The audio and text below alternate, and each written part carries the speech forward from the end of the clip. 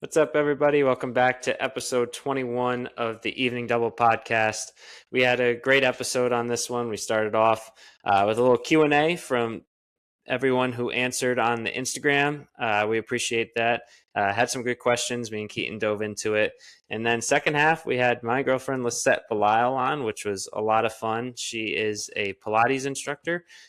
She's been getting the 500, going through the 500-hour course.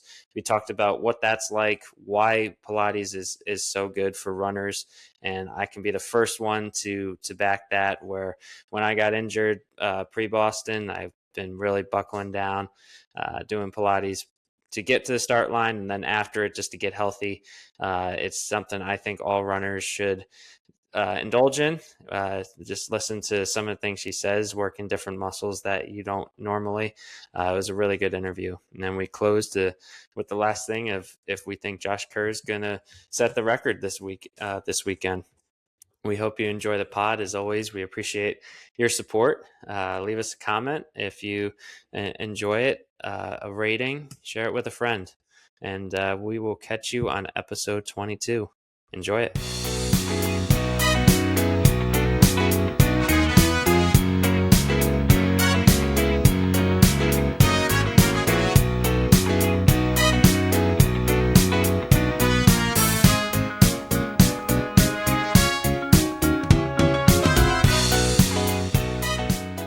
All right, we're live, episode 21. 21. Welcome back. 21 episodes feels, I know we just said 20 seems crazy. 21, we're moving up. I feel like once we get to like 50 or something, it'll feel like we're maybe a real podcast. We've been pumping it out here for a while. I still feel like a rookie. But thanks for all listeners bearing with us as we've begun this journey. Chris, I said Chris. I was reading his question on our sheet, but Erik, I know that we kind of wanted to get into some Q&A, but I also know that I was going to get into a little bit about kind of what I got going on this weekend with the race and stuff, but a little bit of some not necessarily injury, but some nagging injury that, I've kind of gone through for a while and was kind of going to go through that a little bit. I know, Erik, you saw it on my Strava, so I guess it's public knowledge at this point. All like 47 people that see my Strava. So, I did see it. Did want to talk about that briefly before we dove into the rest of the episode. It's going to be a fun one, so we'll just start it on a not great note, but it will just get better. Keaton, we saw you've been dealing with a little bit of a nagging injury. Obviously, you got your big race coming up in a couple days here. What is it, and are we all right to race? Well, yeah, we'll be ready to race. That's first and foremost. So we're not starting. It's not a downer. It's just a little bit of, I feel like at this point, or maybe if everybody's kind of in that window of like they've been doing it for a long time, something is going to be like a nagging injury, something that kind of flares up every now and then and causes you some problems. You usually know how to manage it and treat some of the symptoms and maybe even some of the root source and kind of get it under control. And I've just always had like really bad knees. I'm not sure if it's from playing basketball my entire life all the way until college, and then never really getting it addressed. And I always thought it was just growing pains. When I was in high school, I grew a lot in high school, and it never really went away. I've got bilateral knee pain, and my right one has been really, really bad over the last like 6 months, just getting worse and worse. It limited me a lot in the weight room, but it never limited me in a run or anything. It kind of made me stop yesterday on my pre-meet workout. It was fun on the warm-up. As soon as I started getting going on pace a little bit, and I was doing it on the treadmill, maybe it was a little bit harder on the knee. Not sure exactly on the impact load. I would have to do a whole bunch of stuff to actually know what the load difference is between that and the road. Just kind of cut it and iced it down and really tried to just, roll out my quad in case anything was pulling on the knee. Not really sure what it is exactly, but it's been kind of nagging for a while. So, but we'll send it this weekend. It's not going to affect me there. I'll put some icy hot on it and some ibuprofen and send it. I don't think it's anything I can't run through. I probably will get some sort of imaging done in the next like 3 to 4 weeks, just so that I'm going into this half build knowing whether or not I'm healthy, which would be a good thing to do. Yeah, and that's something we were talking about last pod, injury prevention, stuff like that. But sometimes there's just things that, are just going to happen. It's unfortunate for some people. They have nagging injuries, they get over it, but they come back. I mean, and I think as you get older, you just kind of learn how to deal with it and how to try to get through it. Hopefully, it's nothing too bad, but from what it sounds like, you got a good idea of what you're doing. So hopefully everything goes well with the race. It feels all right after, and negative X-rays. Yeah, that'd be nice. I guess I'm not the young spring chicken anymore. I guess I'm hitting the upper age brackets. I guess, at least in my knees. So, but yeah, it'll be okay. I think, knock on wood, I think it'll be all good for race day and stuff. I've had it flare up at times before, and I wouldn't say it can't be too bad if it goes away sometimes. So, knock on wood on that again. I'm not sure if that's actually the case, but at least I've gotten used to the pain. So we'll be sending it this weekend. I'm excited. First U.S. championship. Not gonna avoid the line there this weekend. So Yeah. that'll be exciting. You feeling healthy and ready for the LIS 5K here in a couple weeks? Yeah. Yeah. No, I'm feeling good. We'll actually go into the questions. First one we had that kind of relates to that. It was Oh yeah, the troll Chris Striegel. He had a couple questions on here. sweet. Uh, First one is Keaton going to break 4 minutes in the mile at the Life and Stride track night? Chris, probably not. I probably won't be racing. Just probably, I've been gearing up the whole season for this weekend at USA's, and the taper has gone really well. The knee thing has popped up just a touch, but I've gotten in every piece of training I needed. So, but I think I'm ready for a little bit of a break. So, I think the body's kind of telling me it's time to, rip this weekend, take a little break. I also don't know exactly if I can be in 8K shape and sub 4 mile shape at the same time. I'm sure I could be close to it. I've always been better at the mile when I'm running higher mileage. But no, but I think I'd love to maybe pay some of those guys going for sub 14. We might be able to help Chris, and shout out my buddy Alex Mortimer.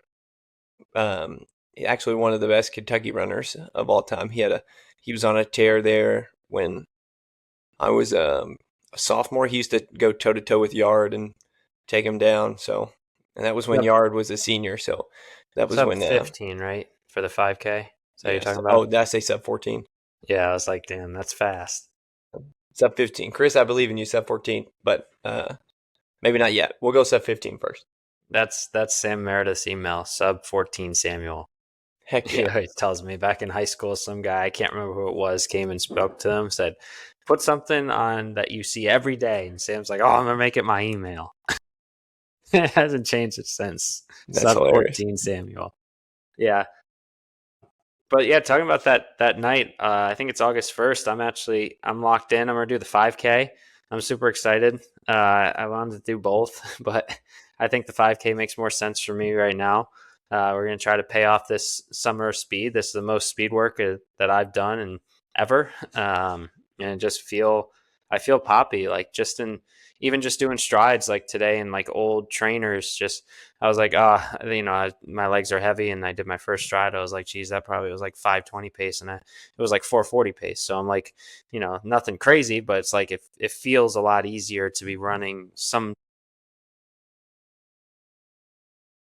So I'm excited for that. Obviously, it's a perfect lead up to my 100 miler. If you Only are doing a 97 hundred to go. miler, I would recommend doing a 5K before and train for both same time. I think that no, I'm trolling. Only It, 97 to go after that. I do have kind of a hot take here. I actually was thinking about though. Um, I'll let people shame me in the comments. I think you can do both. I think you can train for both. with the speed work that I've been doing on Fridays, as well as the longer threshold work on Tuesdays and a long run on Saturday, get your miles in, get 100 miles in like I did last week. I'm on pace to do 100 again this week. Get the miles in, get speed work in. I think you can legitimately be in decent shape to do both. I could be recklessly wrong. I could blow up in the 5K and then I could DNF this 100 miler, but I do feel like I'm in good shape to do both. What do you think? I Is that think, possible? yes, I kind of do think that it is possible. I think that the better you can be or more efficient at a faster speed, that's only going to help you run.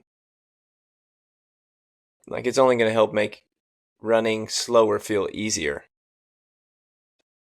So you're kind of like bumping up your ceiling at the same time, but because if you keep hitting the aerobic side of things, then to me that's just a good balance of speed and endurance. Do I think that it is the best way to prep for a 100 miler? Maybe not, but it probably is not close to a wrong way to do it. I really don't. I think you're going to be in good shape. It's just 100 miles, so I don't really know how much you can do anything besides say a prayer and take two Yeah, I watches so mean, it doesn't die. I've just been thinking like I'm like 100, but it's at a slow pace. And I was like, it's only 4 marathons. And then I like, oh shit, it's 4 marathons. It's only 4 marathons. That's a I terrible told way to look at myself it. for a hot second, I was like, it's only 4 marathons. And then I like took a second. I was like, oh no, like that's crazy. That's a lot. We'll Yeah, see how four it goes. marathons would be like I know that people will do like the double marathon and they do the 100 milers. Just to me, does not seem um, super enjoyable, to be quite frank. But I'm excited for Erik Yeah. to give us a firsthand account on whether or not it's actually enjoyable or not. Yeah. Well, we'll do the next question here from Caroline Gosser. Good question. Is there such a thing as a balance life wise during a marathon block as a sub elite? Yeah, Caroline, I think again, thanks for tuning into the Q&A and putting a question in. We appreciate you all for following that and sending them in. We'll keep doing these every now and then, but going back to it, I think there is. I think that there are a couple ways you just have to look at it because I think our friend Ryan Carney on the pod put it really well. He said, you know, your life is probably split into three ways. It could be running, work, and social life, or what was it, family, work, and running, something like that. Can't remember the three Yeah. facets now that he said it, but Yeah. I'll, for purpose sake, I'll put like family life, work life, and running life. And you can split those up, I think, pretty well and not take away from the others. Obviously, there would be some sacrifices if you were a full pro, like, but where you have to do training camps and leave, and probably miss time being on the road, traveling to all these races and things. But I think as a sub elite, the big thing is having a like list of your priorities of what you want to prioritize, and then getting in a routine of being present in each one of those at each time. And that's the big thing. I always like to think of like clocking in and out of each aspect of my life. That way I can get the fullest out of each one and be fully present in that moment. I had a basketball coach. It might have even, I can't remember exactly. I had a basketball coach tell me this, can't remember exactly which one. But he would tell us like when you would come into your locker and put on your practice jersey, everything else with you from school, social life, everything outside was gone for the next hour and a half, 2 hours, however long practice was. And then it'll all be waiting for you when you come back. And so I always thought that was a really good thing. One, to probably get people to buy into practice, which was probably good. But two, kind of applies to just being able to be present in each moment and not let one or the other kind of take away from which one you're doing. So, you know, train hard, set up a routine to get it done in the morning or in a scheduled time later in your day, and just be fully present with family and friends on the other times is what I think you can do it. I just think you have to be maybe a little. You might have to say no every now and then to different social things, but at the same time, I'd rather say no to a couple social things here and there, if that meant I get my OTQ and some goals and dreams done in the next couple of years. Because running, you can't always run at the highest level forever. You can run forever, but you can't always do it at the highest level. So I think it just kind of depends on where your priorities are, and you can balance it for sure. There are plenty of sub elites that are chasing OTQs, are hitting world standards, are doing things that pros do, and they have way more things on their plate. So, and I think Caroline is killing it too. She's in med school or just finished med school, so she's in running 240 in the marathon. So I think you're Yeah, killing it already. that's what I was just gonna say. Her hours, I don't know her exact title, but she's gonna be a doctor. Gotta be really close. But her hours are crazy. I know she works like nights and stuff sometimes, and like runs after a shift or right before a shift, at like in the evening or early morning. I know hers is definitely different than the rest, and she's gonna be going for the OTQ at CIM this year. So, Oh and yeah, she wasn't too far off this last one, so that'll be a good yeah. one. Also, one quick thing I was going to ask you this. It kind of ties in here. She does every now and then, like you were saying, like a later run after a shift or something. I every now and then have a double that starts at 8 o'clock or something like that. And I know our buddy Chris has got a newborn, and he runs every now and then at like 8:30 or 9 o'clock for a run. I want to just ask you, and so this is me typing in my question for the Q&A. How late is too late in the day to run? And will it just kind of depend on when you run the next day, or do you think that because I think that as long as you're recovering really well and you don't have to get up super early and you're not taken away from your sleep, the day is long and you can only fit so much time in the day. So sometimes you have to do it. Is what I Yeah. think. No, that's a good question. I'm usually pretty good about getting my evening doubles in at like between 5 and 6 o'clock, done by 7 at the latest. There's been a couple times where I've run at like 7:30, 8 o'clock. I always have to get up early to run, usually 5:30. So I have done it.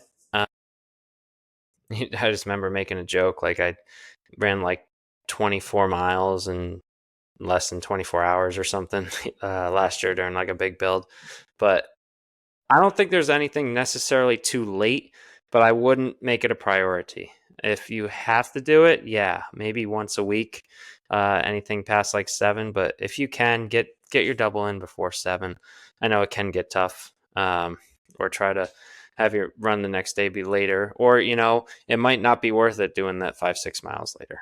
It might not be worth um, just saying you did the 5 or 6 more miles. It might be better just to take a break, do 30 minutes of what we said, like cross train, Pilates, strengthening, whatever it may be. Yeah. That's just kind of my opinion. Yeah. I think that's a good way to do it. I think sometimes you got to get it in, but at the same time, that's got to be kind of taken with a grain of salt because you have to be smart and, squeezing in a run at midnight might not be the best. So maybe you just kind of stretch, foam roll, and get to bed a little bit earlier. But yeah, but either way, you can balance it. Yeah. Caroline asked one other question. Um, she asked favorite trainer released in the past 6 months for recovery runs. All right, I've got two. One might be a hot take,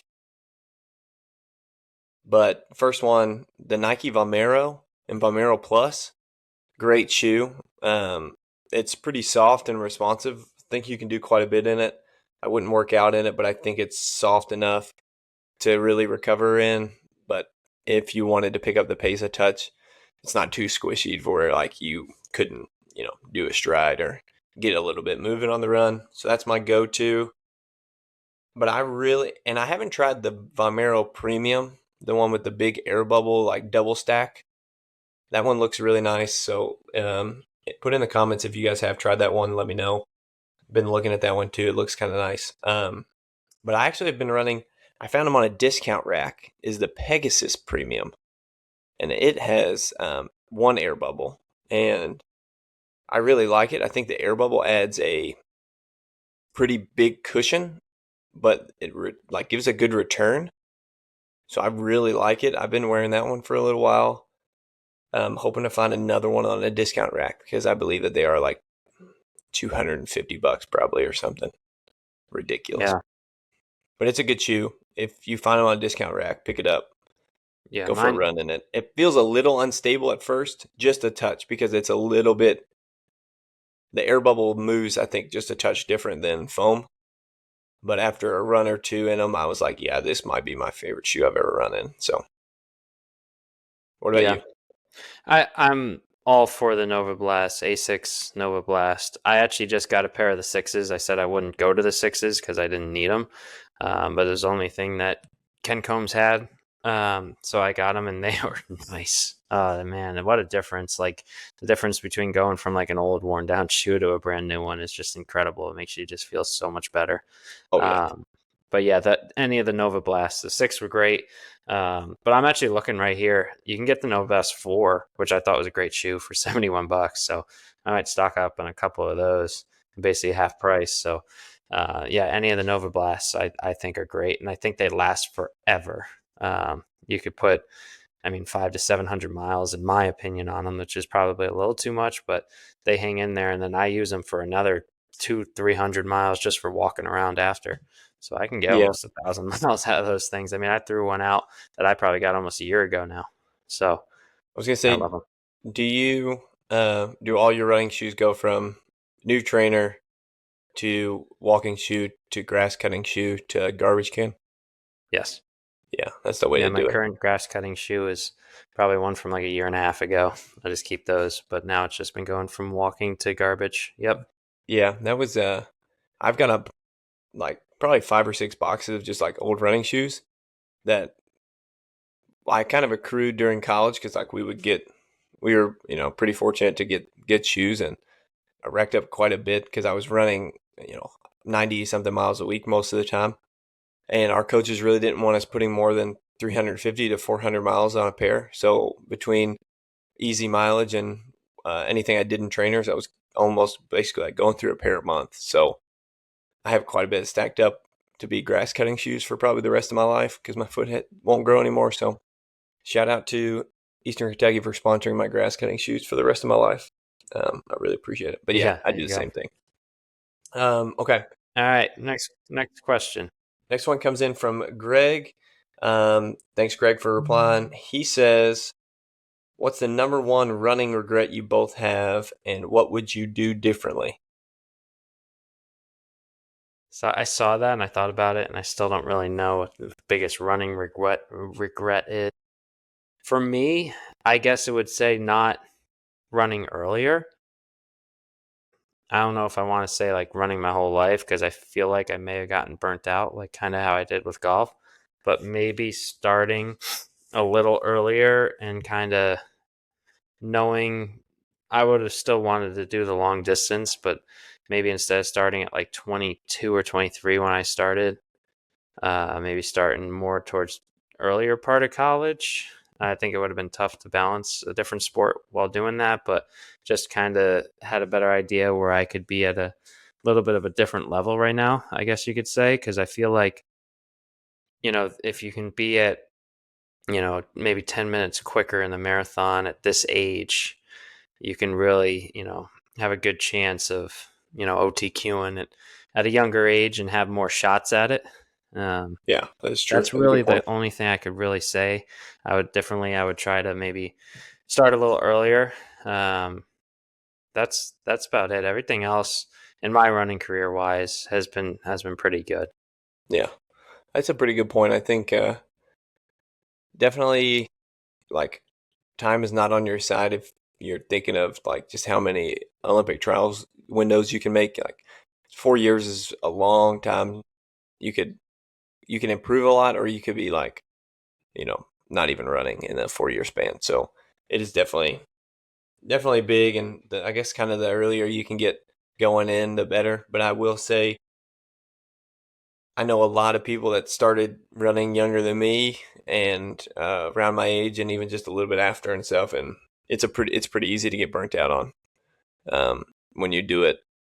I think when you do it so competitively, so young, it's pretty easy to get burnt out on, especially if you're plateauing at various points and you go through some ruts and some injury things, um, and so. But I don't know exactly what mine would be either.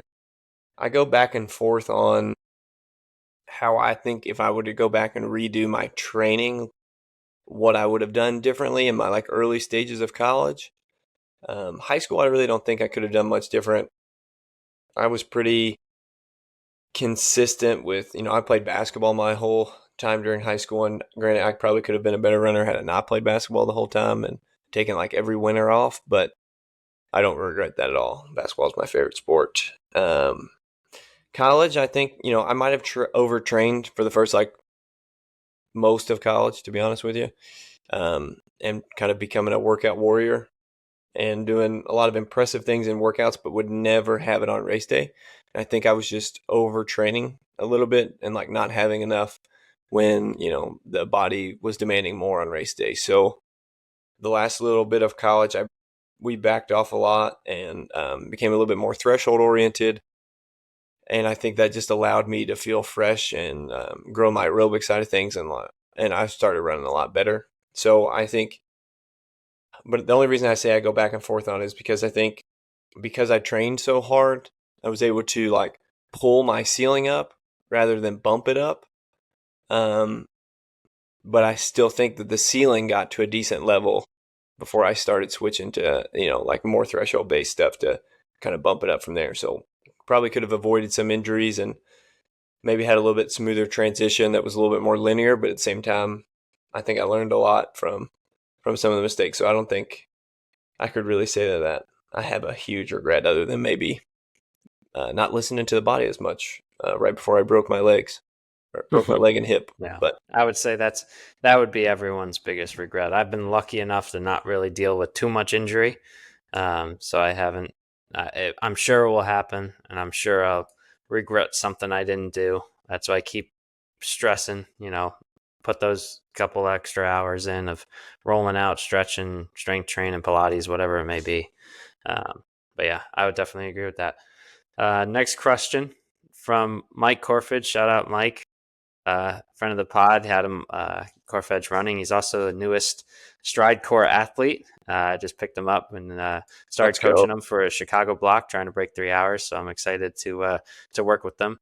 This is a good question, though. I remember him saying this a little while ago, and it's a tough one. He said, "Could you run a half or full marathon with your watch covered if you're going for a time or probably a PR?" So basically, just run without a watch. I mean, I don't, until this past cross country season, I never wore a watch in any race. So in my head, I would say yes, but I feel like over a full marathon, I'm going to say no. Maybe a half. I think over a half, I can at least know the rhythm. A marathon, I think I would.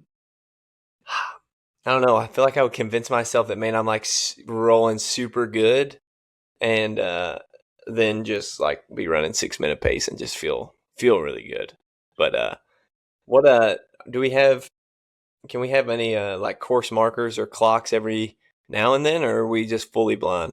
I would say like in a typical marathon, they'll have it at like 5K, 10K, half, 20. I would say is usually Okay, then typical, or maybe like 10K, half, 20. I'm gonna change my answer. I'm gonna say yes on the half, no on the full. Okay. I said absolutely not. I started running too late. I've had this thing since I started. I never ran without one of these watches. Yeah, I So I I got don't know. really good. I feel like I can run a 5 minute mile like with blindfolded. Yeah. So I feel like I could tell when I'm going faster or slower than that, but Yeah, I mean, I'm just so reliable on the watch, It like dies mid-run. I don't know what I'm doing. It doesn't the count. Yeah, those miles don't count. You're not allowed to add them to Strava either. Hot take. Yeah. Uh, but I guess I would say yes for the full because I've never run a marathon, so automatic PB. Yeah, I guess so. Yeah. Yeah, Mike, I'm not sure 100% on that. I'm gonna say yes for the half, no for the full. I know Joe Klecker didn't look at his watch at all. I think he had it like just set to the seeing either the heart rate or time of day or something weird. Yeah. I think he had it going, but it had it flipped to a screen that he couldn't see the pace or time, and he ran 2:05. So I know people have done that. I know I'm pretty sure Sam Meredith did that in his race in did he look Houston. at the heart rate? I think he just flipped it to like the time of day screen. I've done it before on a workout. Like if I'm with people on a longer workout, I have done it. Mm-hmm. Um, but I'm not good at it. I I remember just like sometimes you just pull along with some people and you're just like, well, I'm just gonna hope that what they're doing is right. It's more fun because you don't think about it, but yeah, it's just I don't think I could do it in a marathon. I don't think so. I Yeah, could maybe it do it would. in a 5K. Yeah, it would be tough. I've looked at heart rate every now and then for runs, which is close to a pace indicator, but still a little bit different. Um, but yeah, we're gonna transition a little bit here. Uh, let's see, was that our last one? Oh, one more troll question from Chris. Chris asks, who could coach him to OTQ in the marathon, Keaton or Erik? Easy, both. We are both great coaches who could coach you to the OTQ. Sorry, Jacob. Chris, come over whenever you're ready to make a serious run at it. Yeah, exactly. All right. Are you getting ready for your next training block, chasing a PR, training for your first marathon? Or maybe you're just tired of getting generic training plans and AI coaches that are giving you impossible splits? That's where we come in. If you're looking for coaching that's actually built around you, your schedule, your goals, and your life, we'd love to help. I coach through KT Running Company, specializing in individualized run coaching for any athlete from high school, college, and road racing looking to reach the next level. Erik coaches through Stride Core Fitness, offering personalized run coaching along with strength training and Pilates to help you stay healthy, build durability, and perform your best. If you're interested in working with either of us, send us a message on Instagram or check out the links in the show notes to schedule a free call. We'd love to learn about your goals and help you put together a plan that actually works for you. Now, let's get back to the episode. All right. There she is. Hello, All hello. How are you? I'm good. How are you? Good. Welcome to the evening double pod. Happy to be here. Well, we are excited to have you too. This is my girlfriend, Lycette Belisle. We just opened our own running and Pilates company, Stride Core Fitness, and wanted to talk to her a little bit about Pilates and why it matters in running. She's been doing it for a long time herself, and she's just gotten into becoming an instructor. And there's a lot to Pilates, and I can be the first one to tell you it is freaking hard. um, but yeah, I mean, just let us tell us a little bit about like why you got into it and why you enjoy it. Well, I had a friend that was doing reformer Pilates, and after graduating college, I had had a really hard time finding some form of exercise that I could stick with and I enjoyed. And I just happened to take an intro class at a club Pilates and fell in love with it. I have a background in dance, and I think that kind of contributed. There's a lot of control and awareness that slides back to those roots. But I also like that there are enough options where if I want a class that's really resetting and finding that balance, that center, that control, stretching, but also exercises that focus on where are you having some imbalances. You're stronger on one side, you're a little tighter on this one.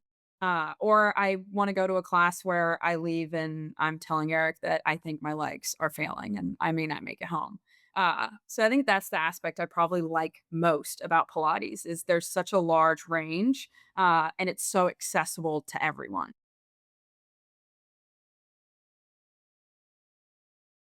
Yeah, that makes total sense. It seems like, you know, anywhere you can find a class, anybody can do it. So that's always really good. My wife actually just started going to Pilates.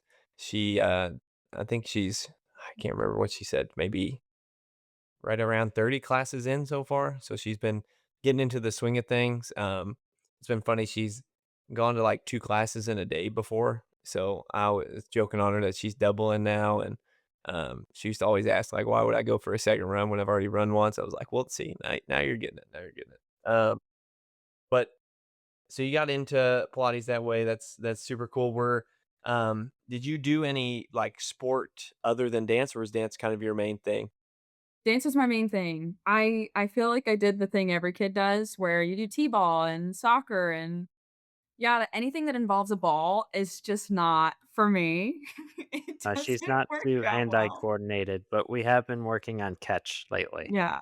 Yeah, so it's just hand-eye coordination, foot coordination, soccer didn't go well. All of those they're not my wheelhouse. So dance was really that was my main thing. I put a lot of time into that. All right. Well, we've got a couple questions for you just to kind of like, you know, kind of rapid fire, but you don't have to just answer them in like 1 or 2 words. You can elaborate to as much as you'd like.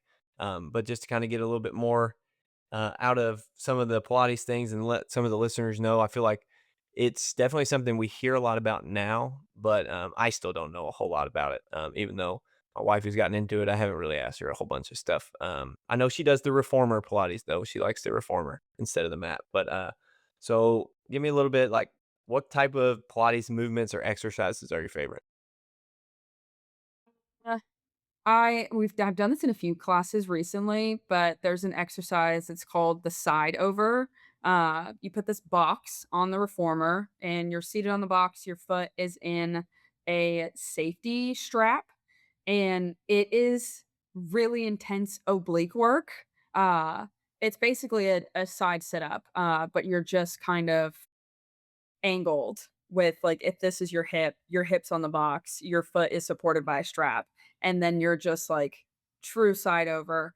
I think the good thing with that one is if you need a little bit more support, the headrest is there and you can still get that work. But you can put your hand down. And if not, you can just dip down as far as possible into that well of the reformer while maintaining that control. And I think what I like about it is if you're doing it intentionally, you're gonna feel it not just in your obliques, you're gonna feel it all the way down the side of your body. And I tend to like the exercises that kind of engage in that way, and if you're falling out of your form, or you're using the wrong muscles, you're gonna be able to tell really quickly. I feel like it's those that I enjoy, because it's those self cues of where am I messing up a bit and where can I adjust? Yeah, that's interesting that you can kind of tell when you're using the wrong muscles. I've kind of learned where you can kind of be like, okay, that feels like more of like I'm hurting myself rather than I'm, strengthening or anything like that. So that is interesting. And then going off favorite, what is your least favorite Pilates movement or exercise? Least favorite. Um, that's a hard one. I don't know that I have a least favorite. I think that there was one I did the other day, um, and there's this small ball you can use, and we were doing squats, with heels on the ball, and at one point, we went heels are on the ball and you're doing a squat and then you're stepping out, one foot's on the mat, the other heel's on the ball, and you're going into a squat and then you're coming back in. And I feel like sometimes exercises like that where you just can't find a good flow, like you feel like you're constantly just wondering where your body is in space, those ones I don't love because then I feel like I can't find good form.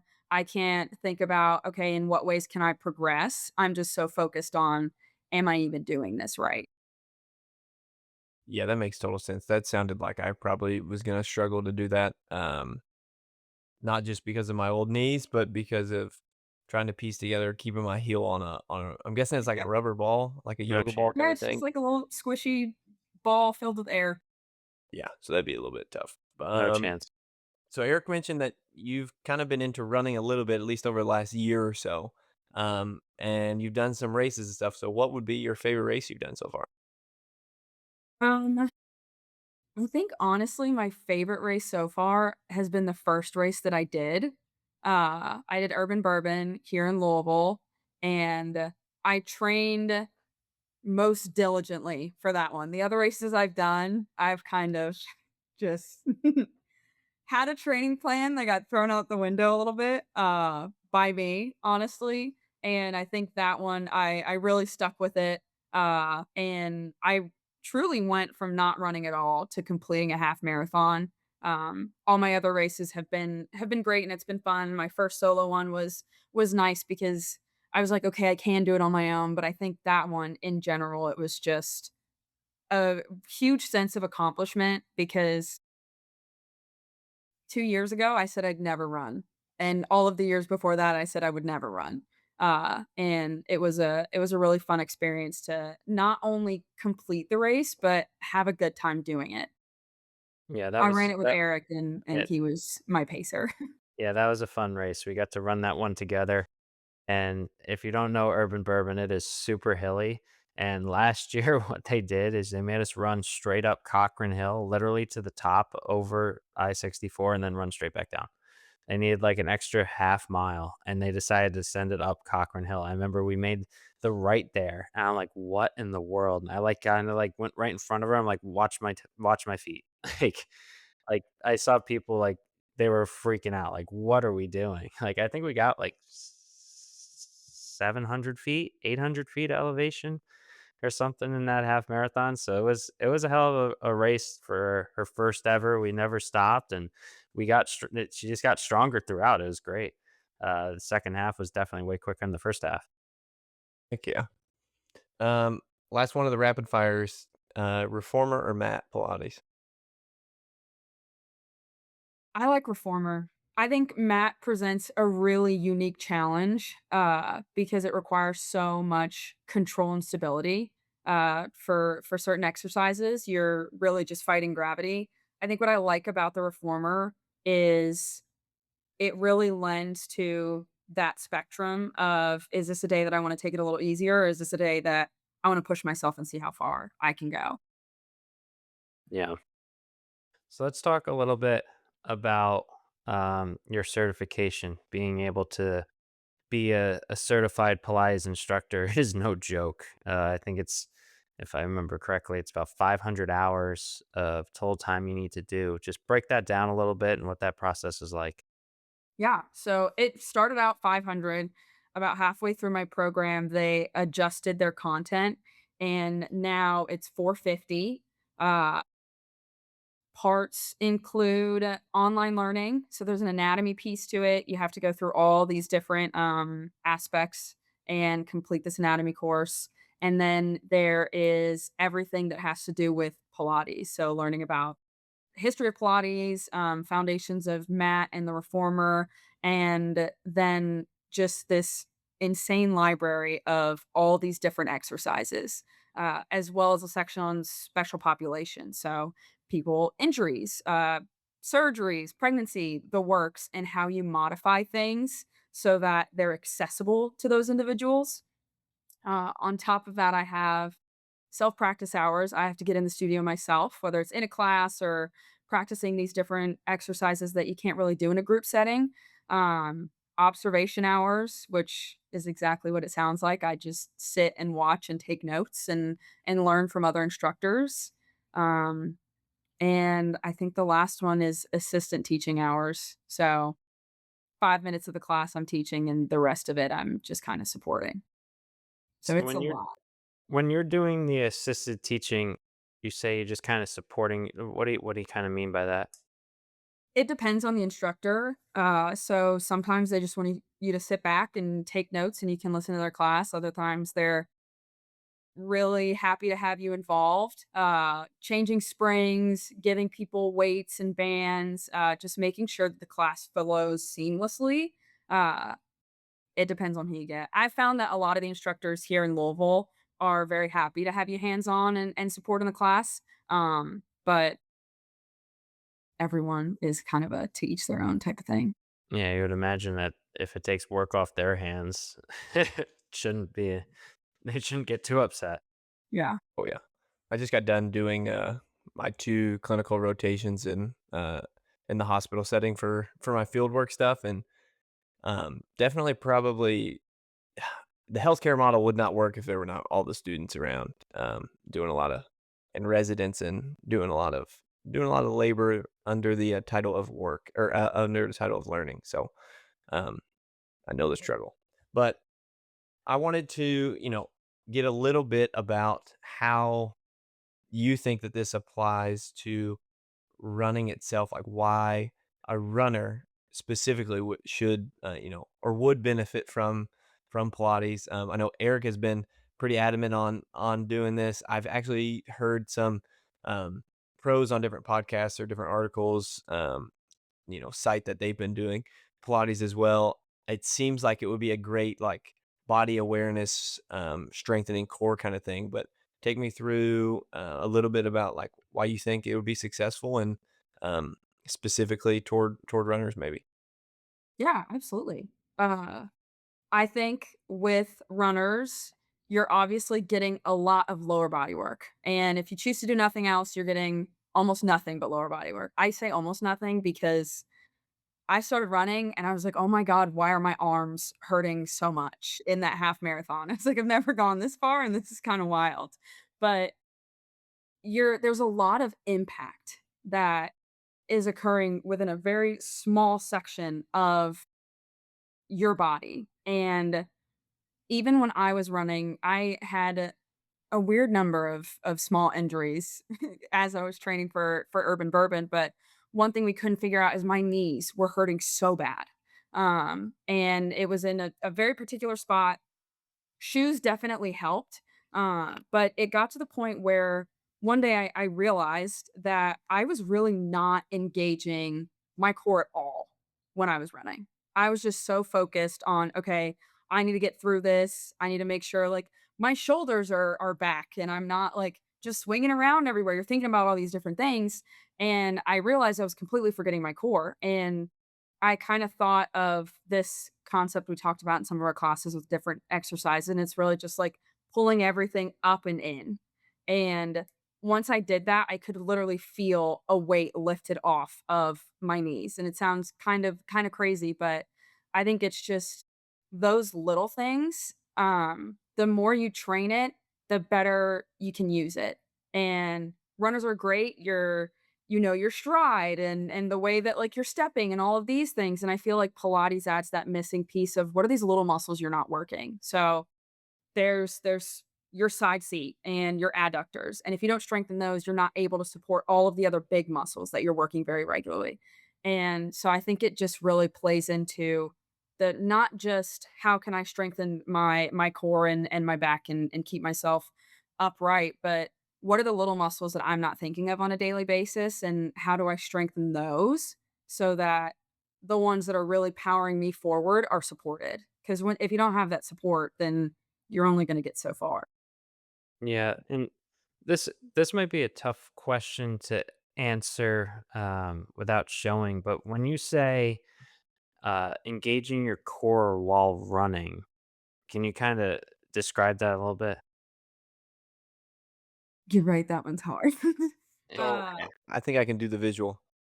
So if you're running like this and this is your core, when you engage it and like move your hips and your pelvis, you can kind of like yeah, bring everything up and forward. So it's almost like bringing your belly button up and back.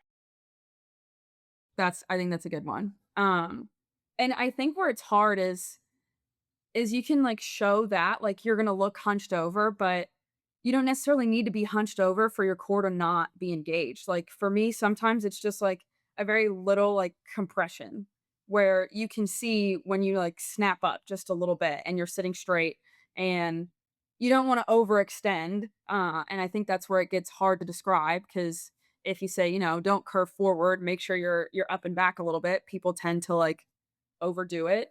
Um, it's really about finding that shoulder, hip, knee, ankle stacked when you're standing.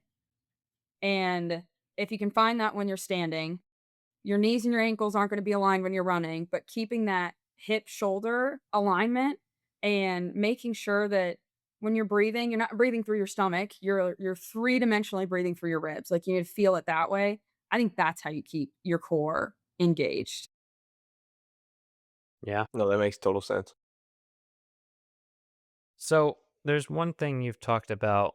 Obviously, we talked about um, how we can have specific Pilates for running, but I just wanted to touch on, other sports as well that you've talked about that you said you would one of your dreams of doing this would be to like work with like the U of L athletes, because you have specific Pilates for basically almost every sport, whether it's baseball or basketball or like dance, biking, whatever it may be. Like, how do you get like specific for like those type of sports?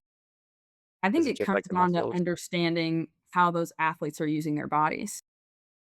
I think the reason it's easier for me to imagine how Pilates supports runners in particular is because I live with a runner. I see every day how it's impacting you, the different ways that you're sore or you're tight or something just doesn't feel right. I think over time you learn those things, and I I think biking is probably a good one where form is huge, and I will admit I don't understand it entirely. Like, I can't comment on how exactly Pilates is gonna help bikers and what muscles you need to work on, but the form they have to maintain for hours on end is really specific, and if you're not working the right muscles, you're in that position, you're gonna hurt yourself, like, your back especially, um, just from what I can see. When you think about most athletes, you think about the injuries that are common. There's a lot of knee injuries, I feel like. And I think that comes down to, okay, what are the muscles that they're working most often? What are the muscles around it that they're not touching on very often, but you can quickly add 30 minutes 3 times a week, and it's gonna really firm up that base of support, and the chances of them running into that injury or that issue are much lower. So I think there's a way it works for everybody, whether that's someone trying to recover from an injury, injury prevention, an athlete, someone just looking for a healthier lifestyle. And in an athletic term, it just really depends on talking to your client, seeing where their like struggles are. Where do you hurt? I think is a really good question to start with, because even though they're all using similar muscles, everyone's body is different. And where someone is experiencing some imbalance may not match where somebody else is. I know that's not a really specific answer, but I think that's what I love about this so much is that you can tailor it so specifically to each person and what they need to make sure that they're getting everything they need out of it. Yeah. No, that makes Yeah, total sense. yeah, I was gonna say that does make great sense actually because all different sports have different primary muscles and different accessory muscles, and targeting each one specifically is huge. That's why they always say prehab before rehab, and a lot of your rehab is not treating the symptom, but probably the root, and that's usually a lot of weakness in other areas. I like that a lot. That would be I probably should start doing a little bit more. Maybe I'd fix my knee pain too. So, Yeah. yeah, I've been having a little bit too. Probably is due to some imbalance or over tightness in quads and stuff, pulling on things. But who knows? But maybe I should try to. Worst thing it can do is help. So, Yeah. True.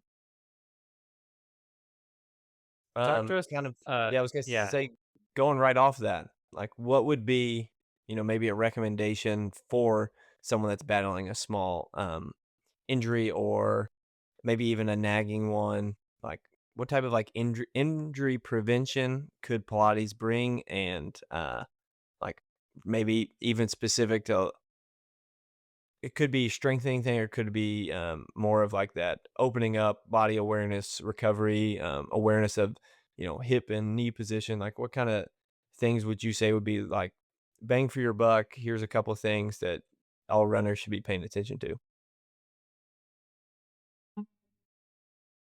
I'd say hips are a big one. Whether it's stretching or strengthening, hips are huge.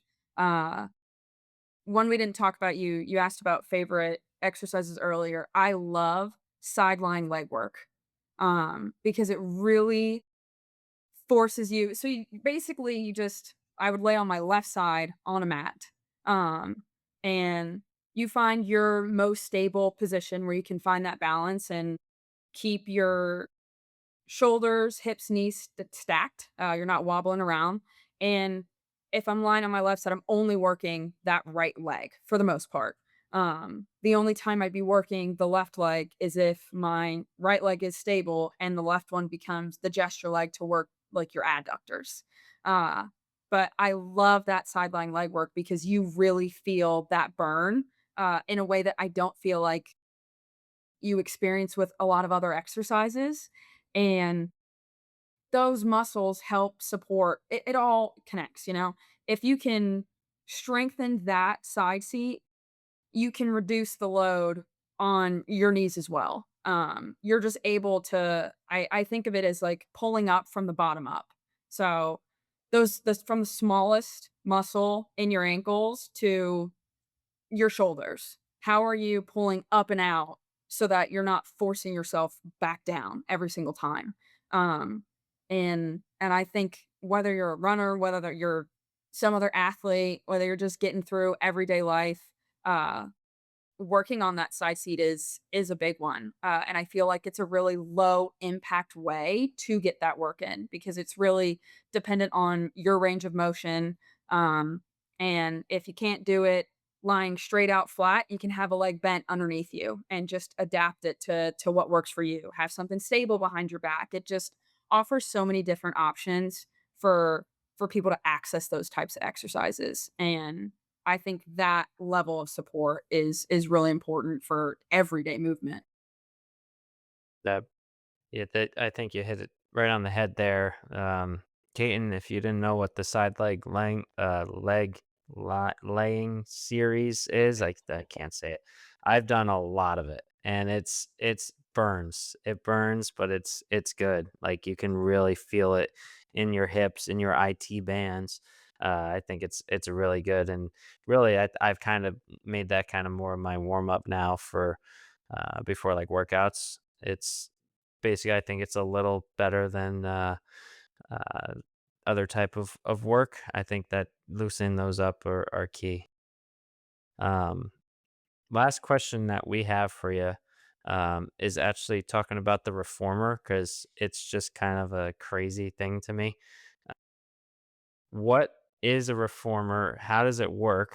And for someone who's a runner that's more that would be newer into Pilates, would you recommend that they try doing stuff on the reformer or just stick to mat? Would absolutely recommend people try runners or anyone new to Pilates try reformer. Joseph Pilates really founded the concept of the reformer. The whole point was how can you get patients who are bedridden access to these types of exercises. And it was springs and foot bars attached to hospital beds, basically. And it's kind of evolved into this reformer system where you have a carriage that connects to different strength springs. Um, you have your foot bar and you have that pulley system where it's short strap, long strap, and you can do leg work and arm work. And I think that it can increase the challenge for certain exercises, but it can also offer modification. So, bridging is a really good example. If you have all springs on, then the carriage is all the way in at the stopper. It's not gonna move very far. You're not gonna have to use your hamstrings a lot to work on it. If your feet are elevated in that foot on that foot bar, it's gonna be a little easier for you to find that knee, hip, shoulder alignment in that diagonal. You're gonna use your hips a little bit more. If you take some of those springs off, you're gonna have to use your hamstrings to keep yourself in. So the purpose of the reformer initially was to make Pilates more accessible to people who couldn't get down on the ground to do it. And so I think to people who aren't familiar with Pilates, it's a really scary concept. There are definitely challenging movements you can do, but I think that there's a lot of the practice that it makes accessible to people who otherwise wouldn't be able to participate. So don't be scared of it. it's a fun tool. As you get, like, more progressed in your practice, you can have a little more fun with it, but it's a really great starting line. Yeah. Sweet. I think maybe they'll have a bring your husband to a class day one time. I'll get to go with Maddie and see what it's all about. But I I've heard definitely about probably 'em. need to start doing some of the strengthening work. That's for sure. Yeah, no, that was great. We appreciate you coming on and explaining a little bit about that. I'll keep working on my Pilates and trying to relay some more information to everyone listening here that Lisette gives me. It's nice being a that she has to finish up these last few hours, and a lot of it has been working on me. So I've been getting like a lot of benefit of getting free Pilates training from her. Um, Last thing we actually have before we wrap here is the race prediction for Saturday Oh yes. that you probably don't know what's going on, but the Josh Kerr over in London, he's got a mile world record attempt going down. Keaton, it's 3:43. What? I think it's 3:43.16, but let me check it really quick. So he's going to be trying to break 3:43.16, and we're all going to 1:3. put our 1:3. I prediction is misspoke. 1-3. So Yeah. 3:43.13. That's the current world record. It's been that way for a long time. Yeah. And they got a group of what, like 20? Yeah, it's probably about 12 or so. The I guess the touted time, like goal is like he's been doing this project called 222, which would be 3 minutes and 42 seconds. Very creative, 222 seconds, very creative. Shout out Brooks, sponsor the pod. So they're gonna try to run 342. So I don't know exactly what the pacing is. Is that 3:42.0, 3:42.9? Not sure. I don't think they're gonna get it. So I'm gonna go out on a limb here and say Josh Kerr wins in 3:43.94, and Yard Goose is second in 3:44 um, something. I don't know about the time for second, but dips under 3:44, misses the record. Yard takes him to the line for the most part. Josh Kerr wins. Yeah, I'm pretty similar. I say they don't get it. I don't think they get into 3:43. I got like 3:44.20. 3:44.20. And it's going to be the same thing. That's my guess. Is Kerr and Nagus will be really close, but Kerr will win. Lisette, do you think that they will run faster or slower than 3:43.13? I mean, I know nothing about them, but I'm gonna go with slower. Safe I bet. think running anything under 4 is wild, but big Safe accomplishment bet. on their end. Give us a number. Yeah, like they haven't run under it in 26 years. It's from 1999. It's no joke for them to go after it. So I'm not doubting that he's in shape. I'm just doubting that he's in 342 shape. So sorry, Josh. I know he's a big listener of the pod. All right. I'm assuming he'll beat my number. The first thing I thought of was 346, and that's not against anyone. It just sounded like a good number. I like it. 3:46. 3-6 for Josh Kerr. Sorry, Josh. You've definitely missed your record if Lissette is right. But Lissette, again, thanks for coming I on wrote down. and talking to us about Pilates and telling us about we all have weak hips and we need to strengthen our hips. Definitely a big level up for us as runners. We probably all need that. So thanks again for coming on, being part of the Evening Double Pod community. Erik, you got anything else before we wrap up? That's it. Episode 21. We appreciate you guys. Thanks for listening. All right. Thanks. See you guys next time.